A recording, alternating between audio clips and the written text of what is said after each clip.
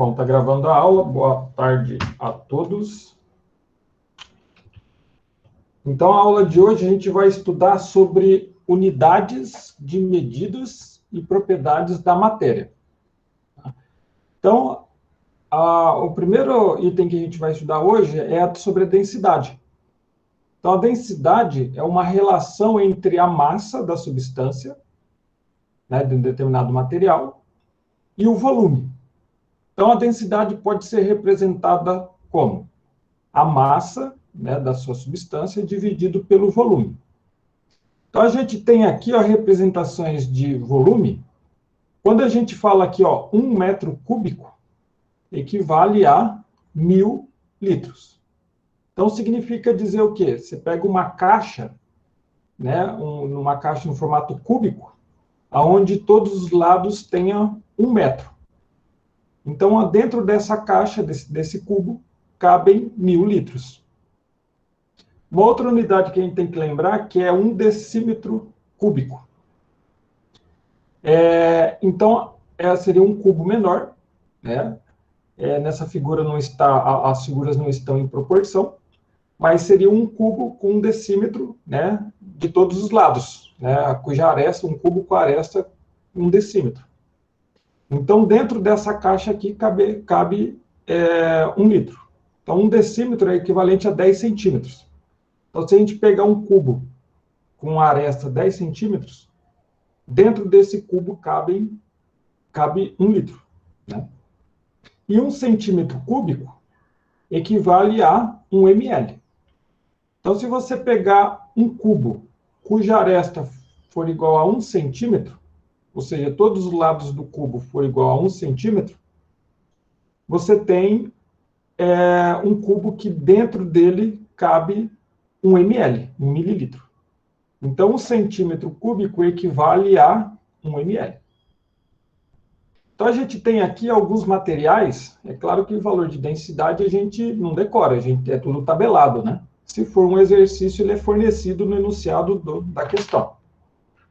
Então, a água, a densidade é em gramas por centímetro cúbico, ou gramas por ml, que é a mesma coisa, né, que a 25 graus Celsius é 1. Se pegar 1 ml de água, você vai ter 1 grama de água. A densidade do óleo de soja, 0,9. Então, o óleo de soja ele é menos denso, né? Se você mistura água e óleo, eles não se misturam, né? E aí o óleo vai para baixo, porque ele tem menor densidade. E a água vai para cima, porque tem maior densidade. Olha o vidro. A densidade do vidro, 2,7 gramas por centímetro cúbico. Então, se você pegar um pedaço de um vidro e jogar na água, ele afunda, né? Porque a densidade dele é maior do que a água. Agora, o isopor. O isopor é 0,1 gramas por centímetro cúbico. Então, a densidade dele é 10 vezes menor, né, que o da água. Então, por isso que você pega o isopor e joga na água, ele flutua. Tá? Então, é tudo questão de densidade. Bom, a gente tem esse exemplo aqui, o exemplo 1. Ele fala, um estudante desejava medir o volume de um parafuso grande. Para isso, colocou água em uma proveta e determinou o volume da água colocada. A seguir, jogou o parafuso dentro da proveta e determinou novamente o volume. Os desenhos abaixo ilustram o que ele observou. Então, tem um instrumento chamado proveta, que está representado aqui. Aí ele colocou 80 ml de água. Aí, aqui tem uma marcação, né? Se fosse na proveta, seria isso daqui, ó. Proveta seria isso daqui, ó. Então, pegou a 80 mililitros. Então, colocou água até aqui. Aí, o que ele fez? Ele pegou o parafuso, né, metal, colocou aqui dentro, com a água junto. E o parafuso veio parar aqui embaixo da proveta. Aí, ele verificou o nível da água, ele subiu de 80 para 100 ml. Então, isso daí foi o que ele fez no experimento, né? Então, ele fala que a massa do parafuso, aqui embaixo, ó, a massa do parafuso é 160 gramas. Então, determine a densidade do material em gramas por centímetro cúbico, ou gramas por ml, que é a mesma coisa. Então, a gente joga na fórmula, ó. Densidade é igual a massa pelo volume. Então, a densidade vai ser igual à massa do parafuso, que é 160 gramas, dividido pelo volume. Então, o volume inicial era 80 ml, 80 mililitros. Depois que adicionou o parafuso, ele foi para 100 mililitros. Então, quer dizer que essa diferença de volume é equivalente ao volume do parafuso. Então, vai ficar 160 gramas dividido por 20 ml. Então, fazendo na calculadora, né, vai ser densidade igual a 8 gramas por ml, né, ou densidade é igual a 8 gramas por centímetro cúbico, que é a mesma coisa. Então, a densidade desse parafuso, né, é 8 gramas por centímetro cúbico. Então, essa daí seria a resposta desse exemplo 1. Então, a gente vai estudar agora os conceitos de exatidão e precisão nas medidas. Então, vamos imaginar um alvo, né? A gente tem aqui 3 alvos, né? A, B e C. E os alunos jogaram os dardos, né? E o objetivo, até então, era atingir o centro do alvo. Então, é atingir essa região vermelha aqui, ó, a região central vermelha do alvo. Então, o que seria o conceito de exatidão? Exatidão é quando você atinge o objetivo, você atinge o valor real. Então, você atinge o objetivo, você atingiu o valor real, você foi exato. Tinha que dar, você fez uma análise lá, deu 10. Então, se você fez a análise, repetiu ela, deu 10, você foi exato. Agora, o que é precisão? Precisão é reprodutibilidade. Você reproduz um experimento várias e várias vezes e ele dá o mesmo resultado. Então, significa que seu resultado ele é preciso. Então, precisão é reprodutibilidade.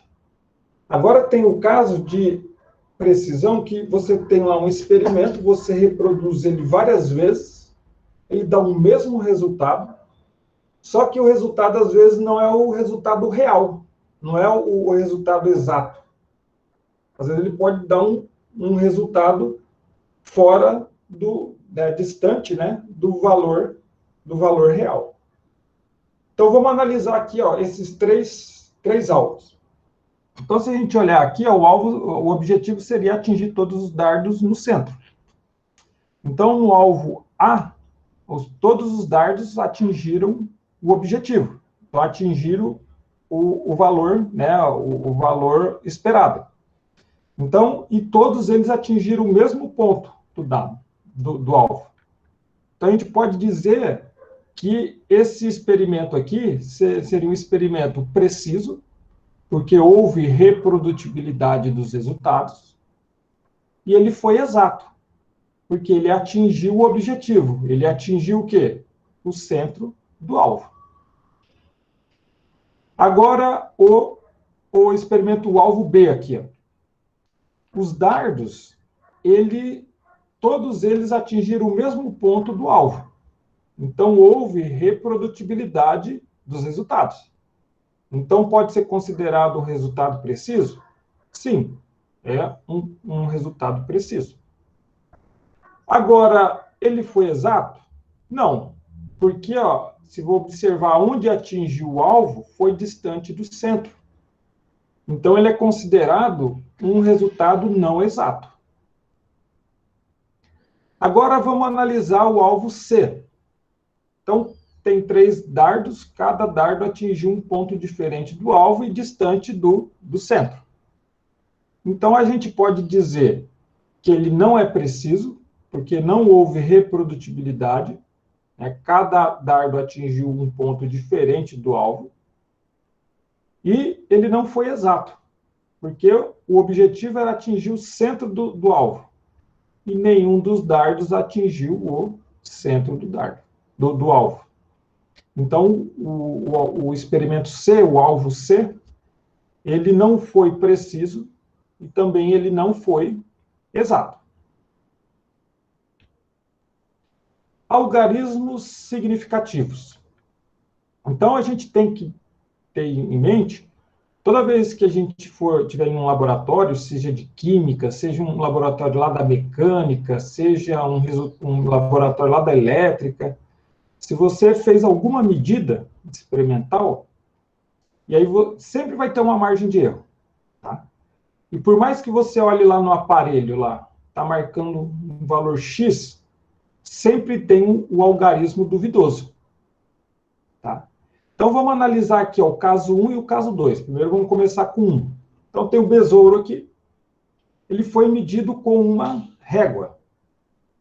Então, ó, aqui é 1 centímetro. Aqui seria 1,5 centímetros, né? Mais ou menos. E, ó, essa linha vermelha aqui está entre 1,5 centímetros, 1,5 e 1,6. Então, ele fala no item A, ó, em cada caso, há quantos algarismos significativos? Então, no caso 1, né? Então, ficou aqui, ó. Ficou entre 1,5 e 1,6. A gente não sabe se a gente sabe que é maior que 1,5 e menor que 1,6. Então, a última casa a gente arredondou, a gente estimou. Então, a gente colocou aqui, ó, 1,55 centímetros. Então, o último algarismo, ele sempre é o duvidoso, tá? Então, se vocês estiverem em qualquer laboratório de elétrica mecânica, fazendo medida lá com paquímetro, micrômetro, você analisou ali no display, deu 1,55, por exemplo. O último algarismo sempre ele é considerado duvidoso. Agora, quantos algarismos significativos nós temos aqui? Ó? Nós temos 3 algarismos significativos. Ó. 1, 2 e 3 algarismos significativos. O algarismo duvidoso, ele é considerado algarismo significativo? Sim, ele é considerado algarismo significativo. Então, aqui nós temos, ó, 3 algarismos significativos e o último algarismo, o 5, né, seria o duvidoso. Agora vamos analisar o caso 2, que seria a medida de um termômetro. Então, analisando aqui esse termômetro, aqui é 35 graus, 36 graus, aqui seria mais ou menos 35,5. Olhando a marcação aqui do termômetro, ele está entre 35,5 e 35,6. Está no meio ali, né? Mais ou menos. Então, o que a gente arredonda? 35,55 graus. 35,55 graus. Então, quantos algarismos significativos nós temos? Aí, nesse caso aqui, são 4 algarismos significativos. O 3, o 5 e o 5. E o último algarismo sempre vai ser o duvidoso. Então, esse algarismo 5 aqui, ele é o algarismo duvidoso. Tá? Já respondi o item B, né? Que ele fala, em cada caso, qual o algarismo duvidoso? Sempre é o último. Então, vai ser aqui, ó, o 5 no primeiro caso e o 5 também no segundo caso. Então, isso daí seria a introdução sobre algarismos significativos. Então, a gente vai ver agora as mudanças de estado físicos, né, da substância. Então, tomando como exemplo a água. A água ela pode ser encontrada na forma de gelo, né, as formas tradicionais, né, é gelo, líquido e gasoso, ou na forma de vapor. Então, quando o gelo derrete, começando aqui com o gelo aqui, ó, quando ele derrete e ele passa para o estado líquido, esse processo é chamado de fusão. Agora, quando a água líquida passa para o estado de vapor ou o estado gasoso, é chamado de vaporização. Vaporização.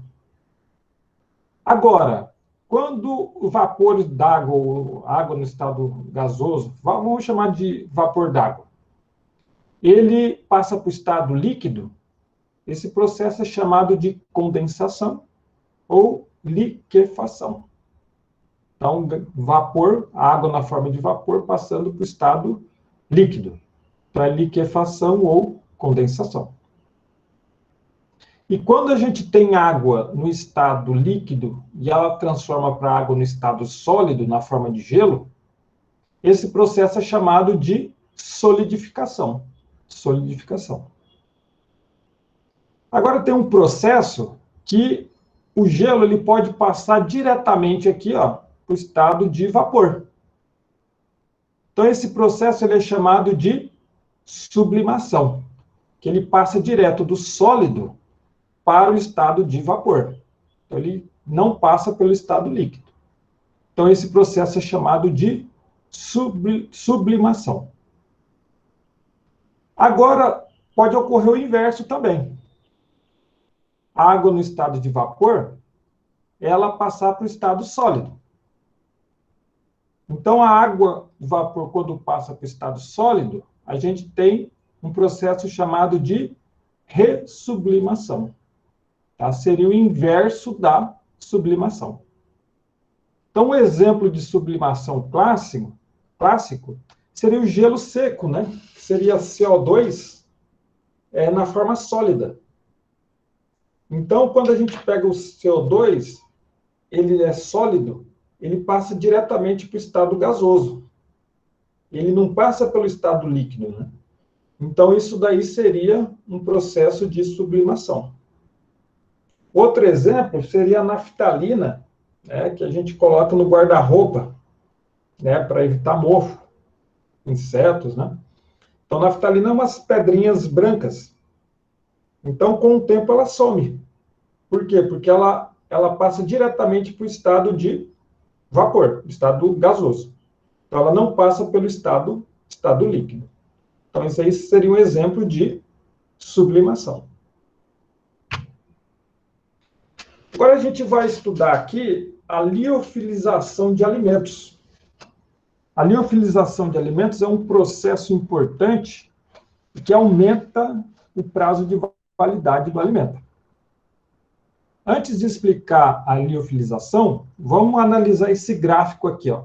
A gente tem o eixo Y, a pressão, e o eixo X, a temperatura. Então, a gente tem aqui, ó, esse ponto P aqui é chamado de ponto triplo. Nesse ponto aqui, ó, a determinada pressão e determinada temperatura, coexistem as três fases, no caso da água, né? O sólido, o líquido e o gasoso. Então, é o ponto triplo. Então, se você pegar aqui, ó, qualquer ponto dessa região do gráfico aqui, ó, você pega aqui, ó, aí você pega nesse ponto onde está o mouse. Então, você pega aqui, ó, nessa pressão e nessa temperatura. Né? Você vai ter a coordenada x, y. Então, nessa posição é a região do sólido. Então, qualquer região que você pegar aqui é sólido. Mesma forma aqui, ó, qualquer região que você pegar aqui vai ser líquido. E qualquer região que você pegar aqui vai ser vapor, estado de vapor. Agora, o que seria a liofilização de alimentos? Seria o gelo, né? Os alimentos são congelados e os alimentos contêm água na sua estrutura, né? Principalmente carne. Então, ele é congelado e a água, ela congela, né? Porque a baixa temperatura, ela congela.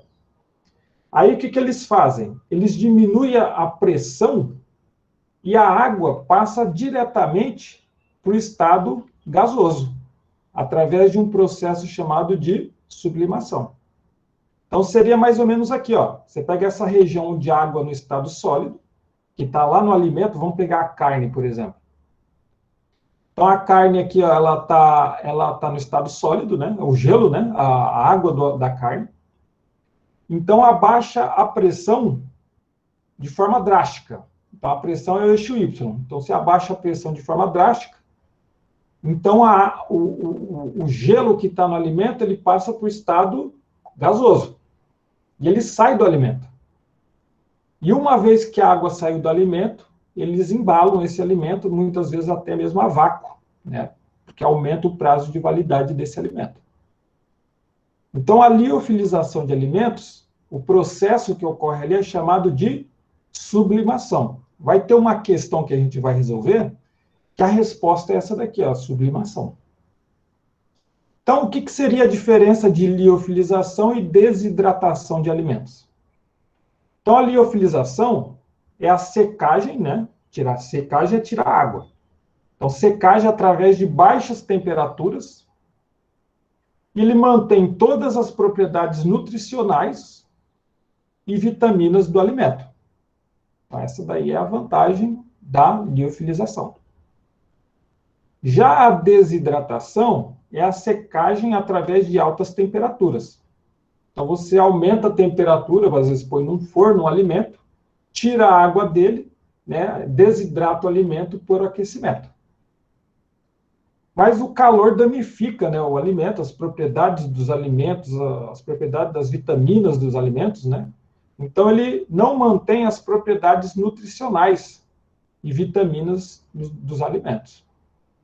Tá? Então, essa daí seria a principal diferença entre liofilização e desidratação. Então, a gente tem esse gráfico aqui, que seria a curva de aquecimento da água pura. Então, a gente tem aqui um gráfico, no eixo Y a gente tem a temperatura, e no eixo X seria o tempo de aquecimento. Então, aqui, ó, quando a gente tem essa reta aqui inclinada, ó, se a gente olhar menos 25 graus Celsius, né, que seria o eixo Y aqui, a temperatura, nesse ponto aqui, ó, né, até 0 graus Celsius, então a gente tem água no estado sólido, água na forma de gelo, né? Quando chega a 0 graus Celsius, a água começa a derreter, o gelo começa a derreter. Então, esse processo é chamado de fusão.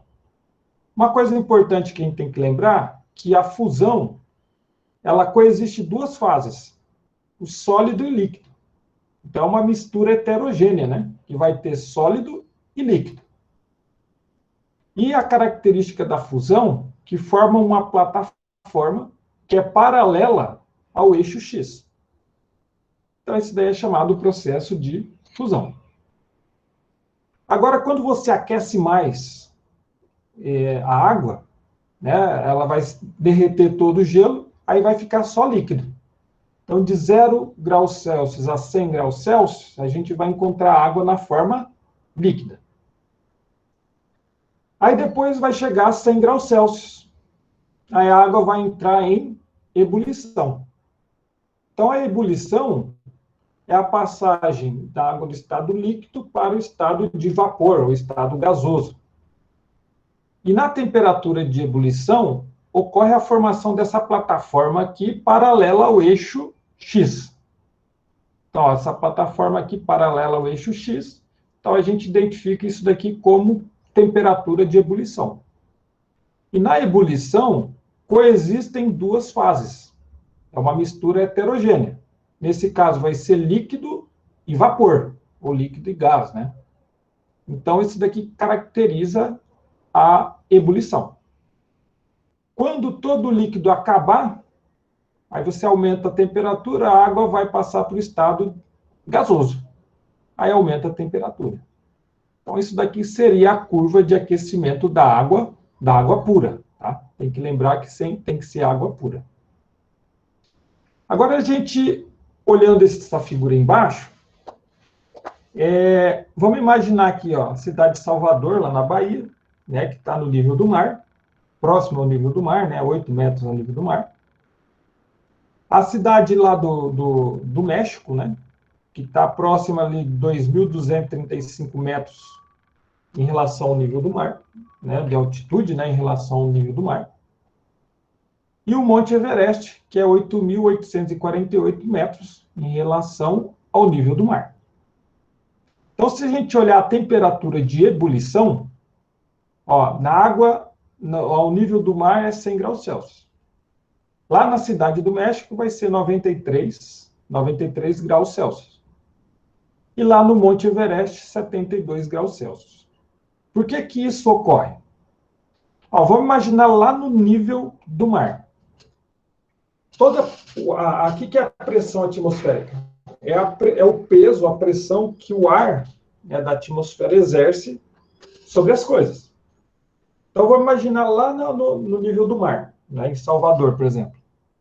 Então, ó, se a gente olhar aqui, ó, a coluna de ar que exerce pressão aqui sobre a ebulição da água, ela é grande. Olha a coluna de ar que exerce aqui, ó. Ela é bem grande.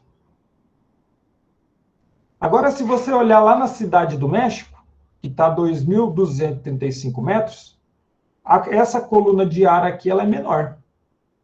Ou seja, a pressão atmosférica ela é menor. Então, ela exerce menos pressão na água. Então, a água consegue passar para o estado de em ebulição de forma mais fácil.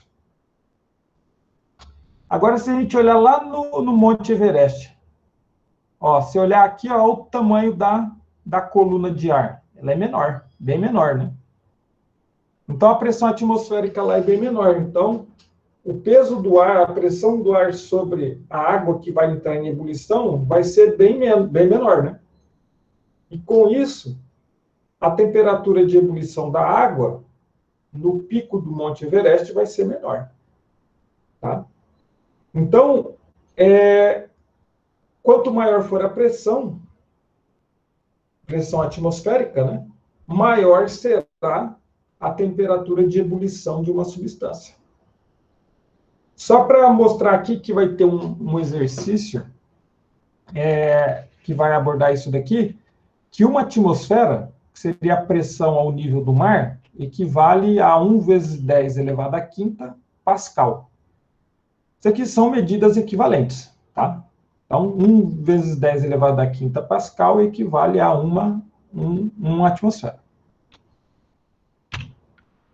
Então, vamos para o exemplo 2. Ao se colocar um sólido de massa igual a 2,1 grama em uma proveta, contendo 10 ml de água, observou-se que o volume final do líquido foi de 10,6 ml. O sólido era formado por vidro ou diamante. Justifique através de cálculos. Então, esse aqui é um experimento que você pode identificar uma substância baseado na densidade dela. Então, o que ele fez? Ele pegou uma proveta só ilustrativa, né? Ele colocou 10 ml de água numa proveta. E aí pegou aquele material sólido, que ele não sabia se era vidro ou se era diamante, colocou aqui dentro, né? E observou a variação do volume. E ele viu que de 10 ml de água que tinha colocado inicialmente, foi para 10,6 ml. Ou seja, aumentou 0,6 ml. E ele verificou o quê? Que a massa desse material, né, desse sólido, era 2,1 grama. Então, ele deu aqui para a gente a densidade do vidro, 2,7 gramas por centímetro cúbico, e a densidade do diamante, 3,5 gramas por centímetro cúbico. Então, a gente calcula a densidade desse material. Ó. Densidade é igual a massa dividido pelo volume. Então, a densidade vai ser igual a massa. A massa é 2,1 grama. Então, a gente coloca 2,1 grama dividido pelo volume. O volume vai ser, ó, ele foi de 10 para 10,6 ml. Então, o volume daquele material é 0,6 ml. Então, a gente divide por 0,6 ml. Então, fazendo na calculadora, 2,1 dividido por 0,6 ml dá 3,5 gramas por ml. Ou 3,5 gramas por centímetro cúbico, que é a mesma coisa. Então, comparando aqui a tabela, né, os dados de densidade, Então, a gente verifica que o material que ele estava trabalhando ali tratava-se de um diamante, né? Porque a densidade de diamante, 3,5 gramas por centímetro cúbico. E a densidade aqui do calculada, 3,5 gramas por centímetro cúbico. Então, esse material era, na verdade, um diamante. Então, essa daqui seria a resposta desse exemplo 2. Exemplo 3. 2 alunos utilizaram diferentes instrumentos para medir o diâmetro de um disco metálico. Um deles utilizou uma régua comum e o outro um paquímetro. Observe os resultados da tabela abaixo. Então, tem o estudante A, que utilizou a régua, analisando a tabela aqui, e ele obteve esses quatro resultados aqui. E o estudante B utilizou o paquímetro e teve esses 4 resultados aqui, ó, anotados na tabela. O item A, ele fala, determine o valor médio para cada conjunto de dados. Então, a gente vai fazer a média simples das análises do estudante A e do estudante B. Então, a gente vai somar todos os valores, no caso aqui, 4 valores, e vai dividir por 4. Então, a gente somando aqui, ó, vai ficar 1,29, mais 1,30, mais 1,29, mais 1,28. Somando todos esses valores aqui dividido por 4, vai dar 1,29. Tá? Somando esses 4 valores, deu 5,16. Né? Dividido por 4, deu 1,29 centímetros. Então, seria o valor médio da análise do estudante A. Agora, do estudante B, ó, ele pegou 1,291 centímetros, mais 1,294 centímetros, mais 1,295 centímetros, mais 1,292 centímetros. Somou esses 4 valores e dividiu por 4, porque são 4 repetições. Então, somando esses 4 valores, deu 5,172, dividido por 4, que é igual a 1.293 centímetros. Então, isso aí seria a média simples, né, das análises do estudante B. Agora, o item B. Qual dos resultados é o mais preciso? Justifique, né, a sua resposta. Então, a gente tem uma regra que quanto maior o número de algarismos significativos, maior é a precisão do seu resultado. Então, se a gente olhar aqui, ó, o valor médio, ó, do experimento A, do estudante A, deu 1,29. Nesse caso aqui, nós temos 3 algarismos significativos. Já as análises do estudante B, deu 1,293 centímetros. Então, já vai ter 4 algarismos significativos. Então, as análises aqui do estudante B, deu o maior número de algarismos significativos. Então, as análises do estudante B, ela é mais precisa. Por quê?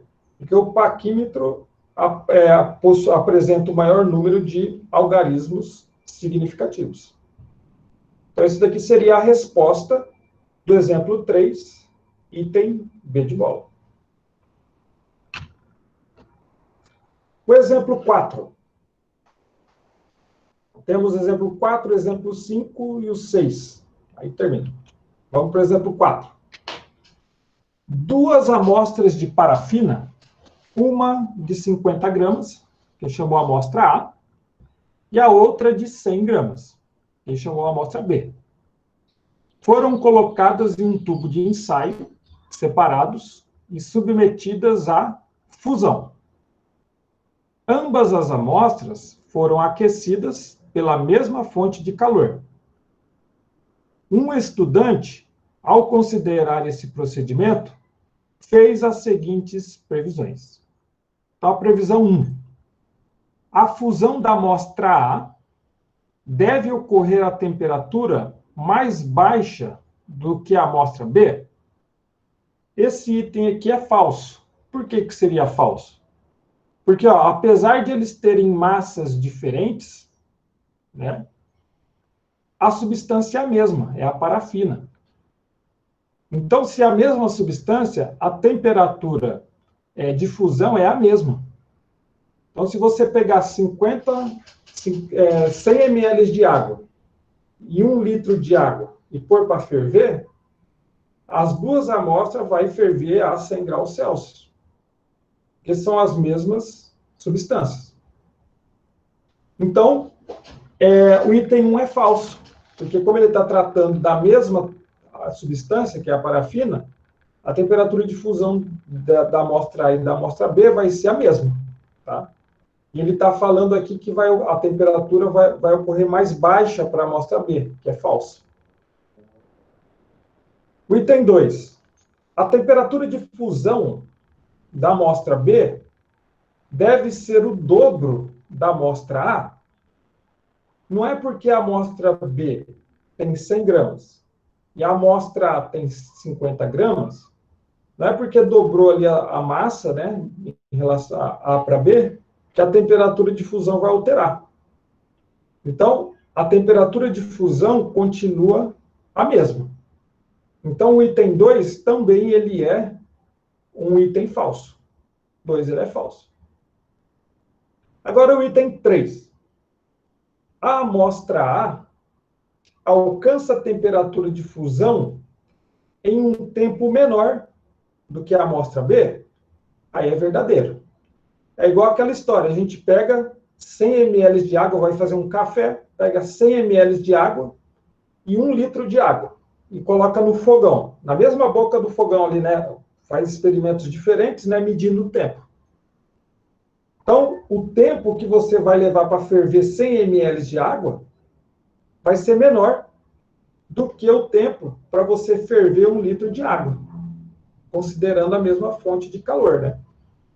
Então, quando ele diz que a amostra A alcança a temperatura de fusão em um tempo menor que a amostra B, é verdadeira. Porque a amostra B tem 100 gramas e a amostra A tem 50 gramas. Então, o item 3, ele é verdadeiro. Agora, o item 4. Ambas as amostras entram em fusão à mesma temperatura? Verdadeira. Porque se é a mesma substância química, ela vai ter sempre a mesma temperatura de fusão e ebulição também, tá? Então, ambas amostras entram em fusão à mesma temperatura? Verdadeira, porque é a mesma substância química. Então, os itens verdadeiros são os itens 3 e 4. O 1 e o 2, eles são falsos. O item 5. Então, ele fala, um dos processos utilizados na desidratação de alimentos é a liofilização, que consiste em congelar o alimento em temperatura de menos 197 graus Celsius e depois submetê-los a pressão muito baixas. Na temperatura de menos 197 graus Celsius, a água contida no alimento encontra-se no estado sólido e, com o abaixamento da pressão, passa diretamente para o estado de vapor, sendo então eliminada. Qual o nome da transformação de estado físico envolvida na liofilização? Então, ele já falou para a gente, né? Tem a água no alimento, ela é congelada, né? O alimento é congelado e a água do alimento é congelada a menos 197 graus Celsius. Aí ele diminui a pressão, abaixamento da pressão, e a água no estado sólido, ela passa diretamente para o estado de vapor, sendo eliminada do alimento. Então, quando a gente tem água no estado sólido e passa para o estado de vapor, diretamente, esse processo é chamado de sublimação.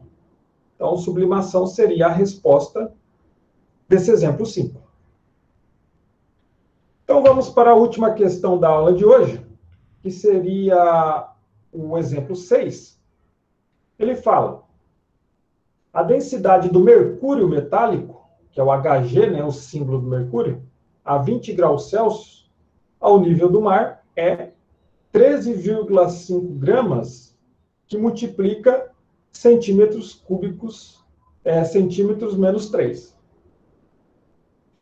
Aí ele fala no item A: qual é a massa de 40 centímetros cúbicos de mercúrio nessa temperatura? Então, ele deu aqui para a gente, ó, aqui embaixo, ó, item A. Densidade é 13,5 gramas, que multiplica centímetros elevado a menos 3. Que pode ser escrito como: densidade é igual a 13,5 gramas.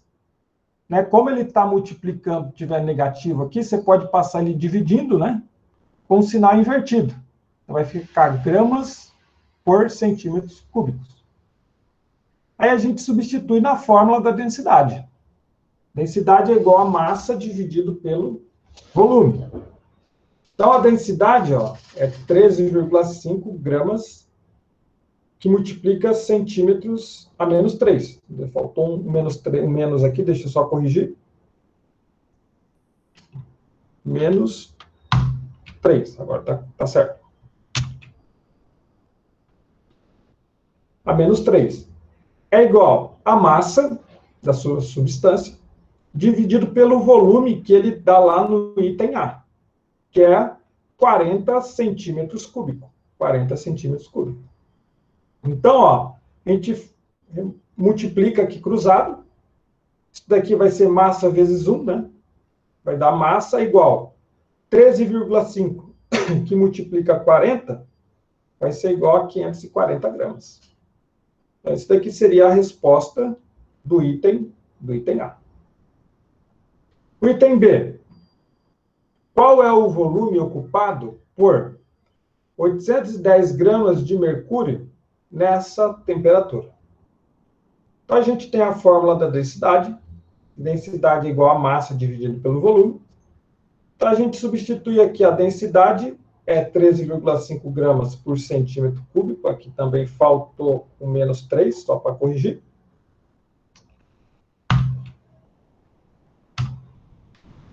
Menos 3. Então, a densidade é 13,5 gramas vezes centímetros cúbicos a menos 3.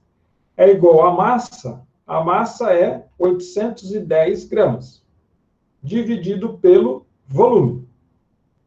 Então, a gente multiplica cruzado aqui. Então, vai ficar 810 dividido por 13,5.